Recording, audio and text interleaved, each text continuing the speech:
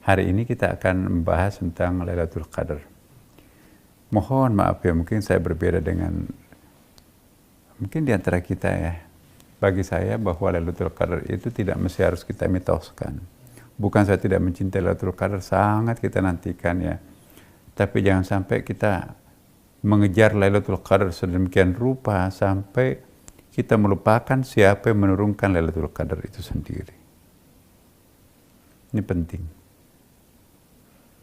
Ya, menunggu Ramadan karena ada Lailatul Qadar. Sehingga apa? Dia hanya nunggu Ramadan pada 10 terakhir. Direduksi lagi hari ganjilnya, malam ganjilnya. Nah, kenapa? Karena mereka itu menanti Lailatul Qadar. Kalau saya bertanya, lebih penting mana Lailatul Qadar atau yang menurunkan Lailatul Qadar? Ya. Ayo Adinda kan pasti memilih kan? Mana lebih penting, Lailatul Qadar atau yang menciptakan Lailatul Qadar? Ya, tentu yang menciptakan kan. Nah, mana lebih penting, surga atau pencipta surga? Ya, pencipta surga kan. Nah, jangan sampai nanti kita begitu tergila-gila terhadap sang makhluk, walau itu adalah Lailatul Qadar atau surga, sampai pencipta surga, pencipta Lailatul Qadarnya itu tidak terperhatikan, padahal komitmen kita, inna sholati wa nusuki wa mahyaya wa mamati lillahi rabbil alamin. Sesungguhnya sholatku, ibadahku, hidupku, matiku hanya karena Allah. Iya kan? Bukan untuk surga, bukan untuk mendapatkan Lailatul Qadar. Nah, saya ingin sekali ya, mari kita jangan membeda-bedakan malam pertama dengan 10 terakhir Ramadan ganjil. Semuanya insya Allah, Allah akan memberikan yang terbaik kepada siapa yang berniat baik. Ingat apa yang dipesankan Rabi'ah Adawiyah. Ya Allah, kalau saya menyembah Engkau karena ingin masuk surga, jangan masukkan aku ke surga. Kalau saya menyembah Engkau karena takut masuk neraka, jangan masukkan aku ke neraka. Jangan masukkan ke surga, masukkan aku ke neraka. Aku menyembah Engkau karena aku mencintaimu. Jadi ketika cinta terhadap Tuhan mengalahkan takutnya ke dalam neraka, mengalahkan cintanya kepada surga, itulah puncak daripada puncak pencarian seorang hamba. Selama kita mengabdi kepada Allah karena ingin surga, itu pedagang. Ada maunya, take and give, aku beli, bayar dong surga kan. Tapi kalau kita ditanya, ya, why do you pray? Kenapa Anda salat? Why do you fasting? Kenapa Anda puasa? Kalau jawabannya, because we have to. Kita harus puasa, kita harus salat, kan itu kan wajib. Itu ahlu ta'ah. Tapi kalau jawaban kita itu, why do you pray? Kenapa Anda salat? Because I love to pray. Why do you fasting? Because I love to fasting. Aku mencintai puasa, aku mencintai salat. Itu ahlul ibadah. Semua ahlul ibadah, ahlul ta'ah. Tapi tidak semua ahlul ta'ah itu ahlul ibadah. Nah, kita harus naik kelas. Sekian lama kita hanya menjadi ahlul ta'ah. Ibadah itu menjadi beban buat kita. Kapan seseorang itu menjadikan ibadah itu sebagai enjoyable, sesuatu yang hobis, bukan lagi ada beban, maka itu orang disebut ahlul ibadah. Nah, tanya diri kita para pemirsa, selama kita masih menganggap diri kita itu ahli ibadah, ya ini sudah rukun syarat wajibnya saya sudah penuhi semuanya, tapi masih menggerutu, kita mau tidur tapi nggak jadi, sholat dulu. Oh, jadi menggerutu pada saat dibangunkan sholat subuh, terlambat tidur, sholat subuh, udahlah, Allah Akbar, Assalamualaikum, selamat tidur lagi. Itu ahlu ta'ah, melakukan kewajiban, tapi tidak punya cinta. Tapi kalau orang ahlul ibadah, ya Allah, insya Allah, nikmat, aku juga jadi ngantuk deh. Itu ahlul ibadah. Ciri-ciri ahlul ta'ah itu suka salat di akhir waktu. Entar.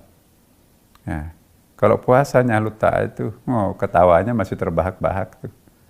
Masih membicarakan aib saudaranya sendiri, bohong-bohong juga masih ada itu. Ya, yang penting aku nggak makan, nggak minum, nggak merokok, nggak berhubungan suami istri. Ya, ngintip-ngintip tuh film-film macam-macam di TV atau di ini. Ya. Nah itu ahlul ta'ah. Nah kalau ahlul ibadah, dia mempuasakan matanya, aku nggak boleh ngintip loh. Dia mempuasakan telinganya, aku nggak boleh ngerumpi loh. Ya, dia puasakan mulutnya, aku nggak boleh menghujat, membicarakan aib. Aku nggak boleh ujub memuji sendiri. Aku nggak boleh menjadi provokator, namimah. Aku nggak boleh bersumpah palsu. Aku nggak boleh ketawa terbahak, dicabut berkah aja. Yang harus puasa mulut ini. Ya, aku nggak boleh banyak jalan ya. Gentayangan kemana-mana, lebih sering ke mall daripada ke masjid.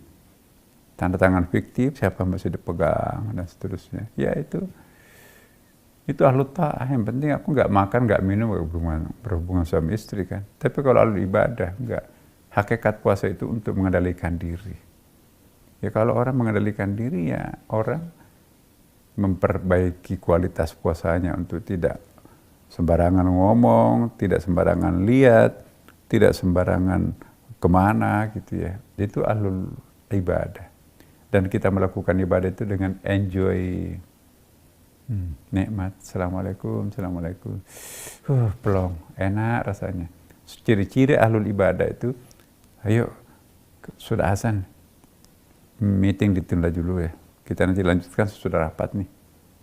Ya sudah salat. Nah tapi kalau ahlul ta'ah, udah masih panjang kok. Nanti kan kita bisa salat masing-masing. Itu ahlul ta'ah. Ini bulan Ramadan masih menunda sholat berjamaah. Padahal berjamaah di musim Ramadan ini itu sangat bagus ya kan. Karena itu saya mohon betul, ya mari kita naik kelas. Masa kita dari awam, dari dulu, remaja awam, pemuda awam, dewasa awam, udah pensiun masih awam. Kapan kita berhenti menjadi spiritual childish-nya itu kan? Kapan kita naik menjadi khawas, boro-boro khawasul hawas?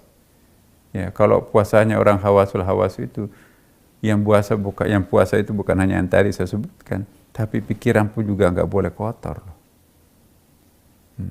Imajinasi juga nggak boleh macam-macam loh. Bahkan yang halal pun juga dihindari. Loh, kenapa yang halal? Saya ingin tanya para pemirsa, haram nggak melihat istri? Enggak. Nah, tapi kalau menatap istri punya gairah, bisa nggak melupakan Tuhan dan membayangkan sesuatu? Iya. Nah, itu. Jadi bukan hanya memelihara diri yang haram, yang halal pun. Halal nggak nonton pameran? Enggak ada haramnya, boleh lah kan. Melihat tas, ada sale 80%, limited edition, diskon hari ini. Waduh, keliling di mall tuh. Nggak ada waktu ingat Tuhan, sholatnya terbengkalai, bacaan Qur'annya ditinggalkan. Kenapa? Untuk melihat yang halal. Halal tapi bisa mengecoh kita, tidak mengingat Allah, tidak membaca Qur'an, itu juga tinggalkan. Kalau puasanya orang hawas loh ya kan. Jangan, ya penciuman ini juga dipelihara. Bau busuk ini tetangga ini jorok banget ya, itu dosa loh itu kan. Kenapa lewat situ? Parfum juga, itu boleh dong karena itu parfum. No, parfum. Kadang-kadang yang dikagumi bukan bau parfumnya yang enak, tapi penjual parfumnya kebayang. Nah, jadi imajinasinya jalan, oh bagus sekali ya. Nah, akhirnya dia beli parfum, itu bukan karena parfumnya, tetapi penjualnya yang aduhai gitu. Nah begitu sampai ke rumahnya, ini kok bau. Memang. Jadi yang parfum yang harum, itu pun juga ditinggalkan. Kalau mengimajinasikan kita itu nanti terhadap penjualnya, kalau aku pengantin baru dengan dia kayak apa. Nah imajinasinya itu menjadi perusak kualitas puasa. Jadi makanya itu yang halal pun ditinggalkan. Seleksi mana yang bisa meninggalkan kedekatan diri kita dengan Allah, untuk sementara tinggalkan.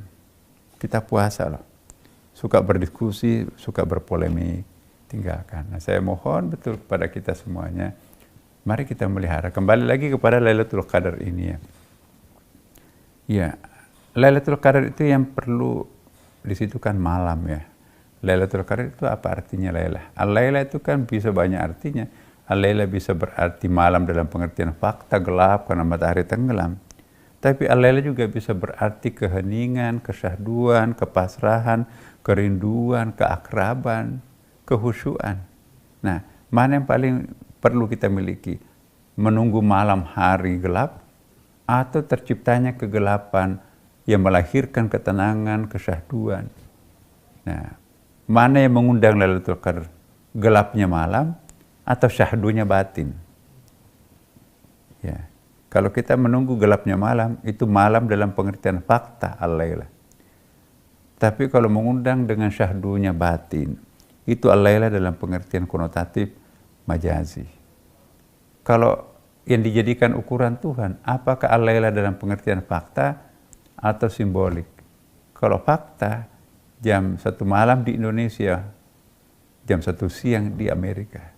Kalau Lailatul Qadar ini turun di Indonesia, kasihan dong orang Amerika nggak dapat Lailatul Qadar. Kalau ukurannya Saudi Arabia, udah keburu siang di Indonesia, nggak ada Lailatul Qadar kita kan.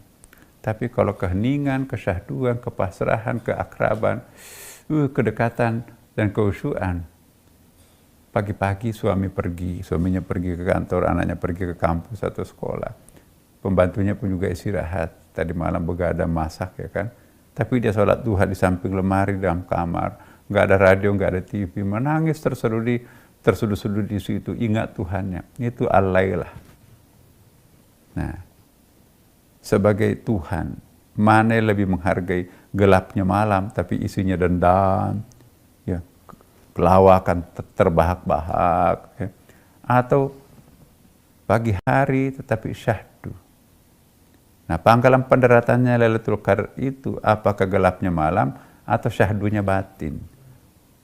Ya, seandainya Anda jadi Lailatul Qadar, mau memilih yang mana? Gelapnya malam tapi penuh dengan dendam, penuh dengan maskulinitas. Tapi siang tapi penuh femininity, penuh keakraban. Mau pilih yang mana? Nah, jadi para pemirsa, udahlah, kita jangan berwacana tentang Lailatul Qadar. Syukurlah kalau Lailatul Qadar berjumpa, tetapi tidak berjumpa pun. Yang penting niat kita berjumpa dengan Tuhan. Lebih bagus mana kita berjumpa dengan Tuhan, pencipta Lailatul Qadar, atau mengejar Lailatul Qadar, Tuhan yang nggak diperhatikan. Nah, para pemirsa, Basnas, mari pada kesempatan yang sangat istimewa bulan suci Ramadan ini, mari kita merubah paradigma kita terhadap konsep ibadah ini. Sekali lagi, mari kita hijrah dari ahlul ta'ah menjadi ahlul ibadah. Masih ada loh satu poin. Mari kita menjadi dari ahlul ibadah menjadi ahlullah. Apa itu ahlullah? Mungkin perlu waktu satu kali pertemuan lagi. Bagaimana hijrah dari ahlul ibadah menjadi ahlullah. Itu adalah the best terminal. Itu adalah ahlullah. Ini saja para pemirsa. Semoga ada manfaatnya untuk kita semuanya. Wassalamualaikum warahmatullahi wabarakatuh.